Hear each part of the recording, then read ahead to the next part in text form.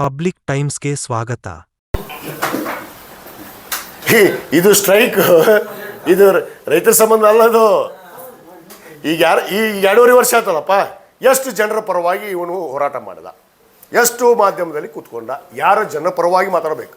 ರೈತರ ಪರವಾಗಿ ಮಾತಾಡಿದಾರ, ಬಡವ್ರಿಗೆ ಮನೆ ಕೊಟ್ಟಿಲ್ಲ ಅಂತ ಮಾತಾಡಿದಾರ, ಹಕ್ಕುಪತ್ರ ಕೊಟ್ಟಿಲ್ಲ ಅಂತ ಮಾತಾಡಿದಾರ, ಕುಡಿಯೋ ನೀರಿಲ್ಲ ಅಂತ ಮಾತಾಡಿದಾರ, ಮೂಲಭೂತ ಸೌಕರ್ಯಗಳು ಜನರಿಗೆ ಸಿಗ್ತಾ ಇಲ್ಲ ಅಂತ ಮಾತಾಡಿದಾರ.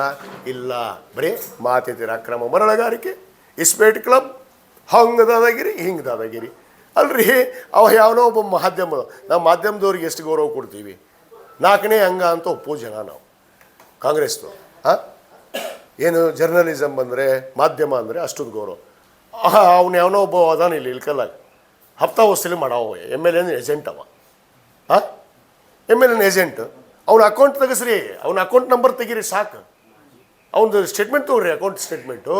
ಎಷ್ಟು ಜನ ಜೊತೆಗೆ ಫೋನ್ಪೇ ಮಾಡಿಸ್ಕೊಂಡು ನೋಡ್ರಿ. ಅವ ಯಾರ ಜೊತೆಗೆ? ಪಾಪ ಮೊರೋಮೋಡವ್ರ ಜೊತೆಗೆ, ಆ ತಾಂಡದ ಹುಡುಗ್ರ ಜೊತೆಗೆ ಅವ್ರು ಕೇಸ್ ಮಾಡ್ಯಾರ. ಮತ್ತು ಮಿಕ್ಕಿ ಎಷ್ಟು ಹಾಕ್ತಾರೆ ದುಡ್ಡು?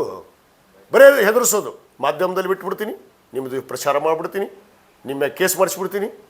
ಅದ್ರ ಬೆಂಬಲ ಇವತ್ತು ದೊಡ್ಡ ಕೊಡೋ ಹೋಗ ಇಂಥವ್ರಿಗೆ. ಬೆಂಬಲ ಕೊಡೋರು ಎಂಥವ್ರು ಇರ್ಬೇಕು? ರೊಕ್ಕ ಹಪ್ತಾ ಉಸ್ರು ಮಾಡೋರ. ಇಲ್ಲಿ ಹಪ್ತಾ ಉಷ್ಟು ಬಂದಾಗಿದೆ ಈಗ ನಮ್ಮ ತಾಲೂಕಿನಾಗ. ಬೀದಿ ಬೀದಿ ಚಾ ಅಂಗಡಿಗೆ ಹಪ್ತಾ ಇದ್ದು ಇಲ್ಲೇ ಒಂದು ಹಪ್ತಾ ತೋರಿಸ್ರಿ. ಈಗ ನಾನು ಇಳ್ಕಲ್ಲಾಗ, ಹುನಗುಂದಾಗ, ನನ್ನ ಮತಕ್ಷೇತ್ರದಾಗ. ಇಲ್ಲಿ ವಿಜಯಾನಂದ ಕಾಶ್ಯಪ್ನವ್ರು ಒಬ್ಬನೇ MLA, ಅಲ್ಲೇ 18 MLA. ಈ ಆಡಳಿತ ಇಟ್ಕೊಂಡ್ಬಂದವು. ಅವ್ಗೆ ಆಡಳಿತ ಅಂದ್ರೆ ಗೊತ್ತಿಲ್ಲ, ಪ್ರಜ್ಞೆ ಇಲ್ಲ, ವಯಸ್ಸು ಬೇರೆ ಆಗೈತೆ ಪಾಪ. ಅರು ಬೇರೆ ಚಲೋ ಆಗ್ಬಿಡತ್ತಿ.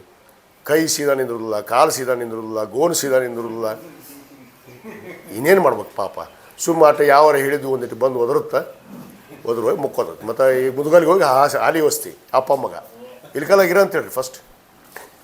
ಇನ್ನಷ್ಟು ಸುದ್ದಿಗಳನ್ನು ನೋಡಲು ಪಬ್ಲಿಕ್ ಟೈಮ್ಸ್ ಸಬ್ಸ್ಕ್ರೈಬ್ ಮಾಡಿ, ಬೆಲ್ ಬಟನ್ ಒತ್ತಿ.